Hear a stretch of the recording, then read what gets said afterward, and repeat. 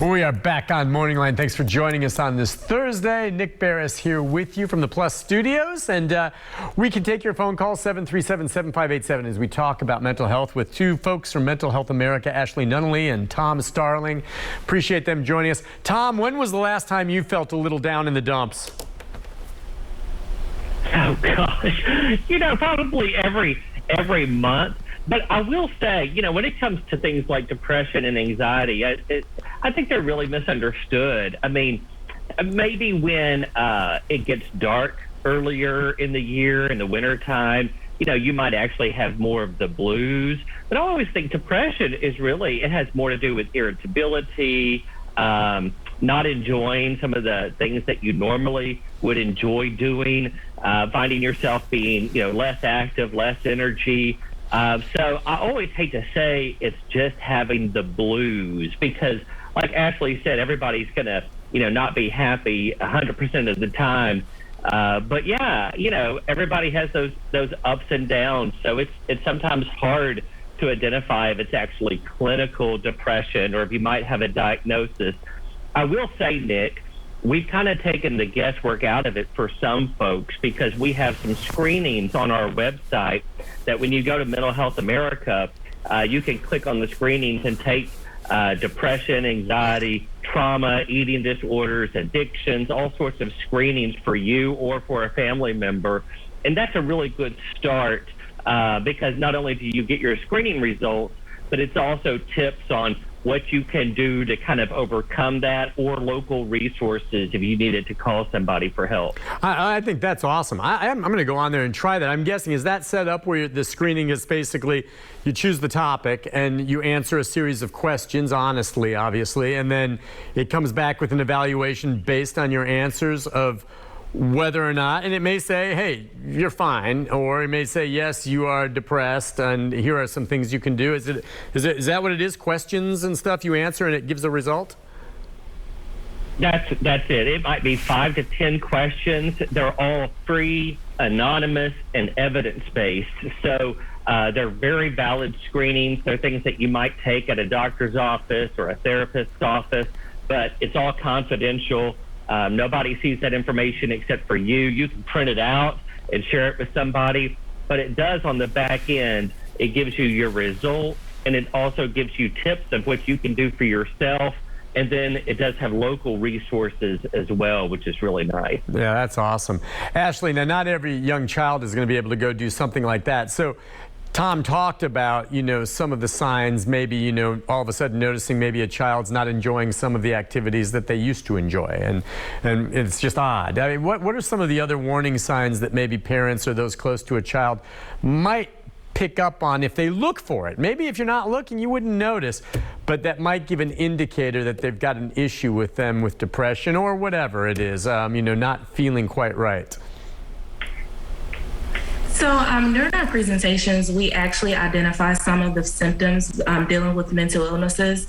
And one of the things that I always point out is that you want to make sure that this is interfering with you for consecutive weeks or at least consecutive days, because like we say, everyone has mental health and everyone wakes up with different idea of how their day will go. So we're not always happy. But again, we try to make sure that kids are identifying those trusted adults and learning those words to use about how they're feeling. So identifying things and just talking about what they're going through. And we also encourage parents to have those conversations with pediatricians because our children should be going to at least get their yearly checkup. So those are conversations that you want to start there.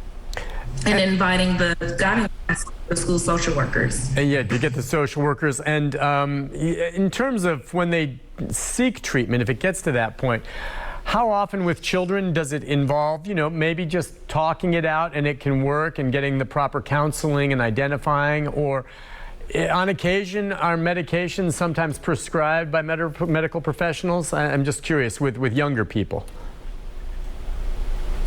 So what I have found to be true is that our younger people use our mental health terms loosely. So a lot of kids may walk around and say, hey, I have anxiety.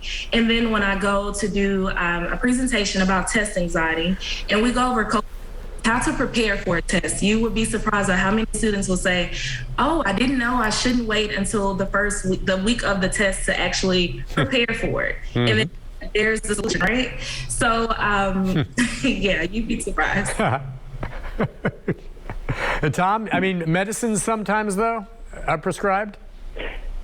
Yeah, I think a lot of people will go for talking with a professional first and try to get their input. Many times they'll say, well, hey, let's set them up to talk to somebody on our video conference or telehealth or a therapist. But then sometimes there is medication involved, and we're not pro or con medication. We always just learn from the professionals who know best and lean on them. I will say, though, if you're 16, 17, or 18, I think the parents really do need to intervene as much as possible because, once you're 18 years old, your parents legally can't force you to go different places. We get phone calls all the time. Hey, my son is 22, my daughter's 28. What can I do? And it gets very difficult then to violate a legal adult autonomy and say you've got to go do this. It gets very complicated there. Yeah, you make an excellent point. If I could just piggyback on that a bit, that scenario I gave you earlier with my friend whose daughter's having a rough time.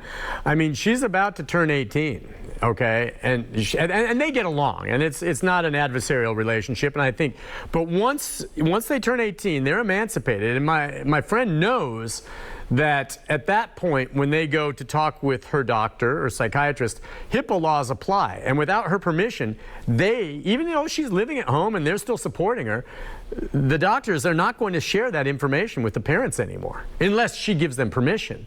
And at the outset, that's going to be. But I think you make an excellent point, because there are other cases where it does become adversarial. They turn 18, and all of a sudden, the parents have no more control over that. Correct? Yeah, that's right. And that's why, I really enjoy seeing these places like Centerstone and HCA and folks who are coming together to kind of create this integrated health model that when you go see your internist or your primary care physician, that there's also mental health professionals there. I think that, one thing a family member could really do is to go ahead and start making sure that when their family goes to, see that primary care physician, that they also, get that mental health checkup too together, because integrated health is so important. Again, it's serving and healing for that whole person. Yeah, no question about it. Hey, Ashley, are you guys going into schools this year? I don't know. I mean, obviously last year everything was, virtual pretty much, and now some of it's going back to that. How has that affected you guys, the pandemic, with regard to, and you can make the argument right now, you're needed now more than ever before in the pandemic, but some schools have already shut down. So how are you guys handling things?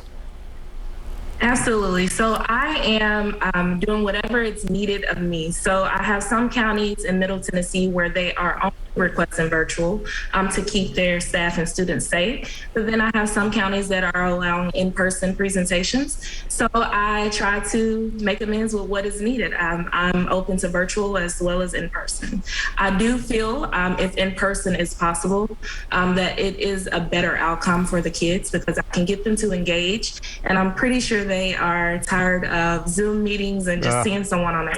Yeah, that's the point. And so when you do those, are you talking about when you do a Zoom meeting or an interaction, would that sometimes be just you or your staff with the child and the parents, child and the teacher, or are you talking about a classroom? So I guess it depends on what's going on. There have been times where all of the students are in the classroom and they are staring at me on their projector screen. And then if they've had hybrid schedules where some kids are at home, so they're chiming in from their home laptop. But it is a classroom setting at least. Okay, and is this different kind of right now how you're handling it? I mean, it must have been kind of like just on the fly last school year. Was that a problem then? I'm guessing like everyone else, you had to get to the point where you could start doing these virtually, but it maybe took a while for a transition. I'm just curious about last year compared to this year. So I will let Tom speak to that. I was not the coordinator this year. Yeah, Tom, how about it? Yeah. You know, it was very different. We ended up having just to deliver a lot of materials to the different schools. We had back-to-school toolkits. We had helps for the teachers and for the students. We had materials that students could take home. And, you know, we're still very concerned about the anxiety that kiddos have about being back at school and wearing masks and am I healthy? Will my parents have jobs? You know, the worry level that they have. But last year, we really had to pivot, the big word. And whereas Ashley typically hits about 25,000 students, last year we were only able to serve about 11,000 students with our program because of just the limits on accessing schools while they focused heavily on academics and really weren't letting in any of the outside organizations in the community. Yeah, okay, and that makes sense. As far as now getting back, I mean, I wonder, just coming with the return to coursework and not just classes and studies, but also things like homecoming, you know, dances, thinking ahead to the prom and graduation. I would think, Ashley, you know, some of these kids maybe will have some anxiety going into those, not just getting back in the swing of things with their peers, but also wondering and having concerns about their safety. I don't know how aware they are. I mean, I see a lot of video and photos from schools that to me are kind of disturbing in just how few masks there are, you know, and they're just running around. I'm like, gosh, sounds like a super spreader event there. But I mean, I'm just wondering about, you know, kids getting back into it, thinking about going to these events. I mean, is that part of the pressure they're feeling? Absolutely. So a part of the presentation, I have them to discuss what they're going through, and we identify what makes them hurt or what causes them to feel anxious. And that's how we come up with coping skills. We talk about what we have control of and what we don't have control of, and that helps the kids figure things out. Yep, you just have to make the decisions moving forward along with their parents. We'll take a break. When we come back, our final segment with our guests, we'll talk more about some of the services out there. We'll put some website information up there for you and maybe take a few more calls right after this. Stay with us.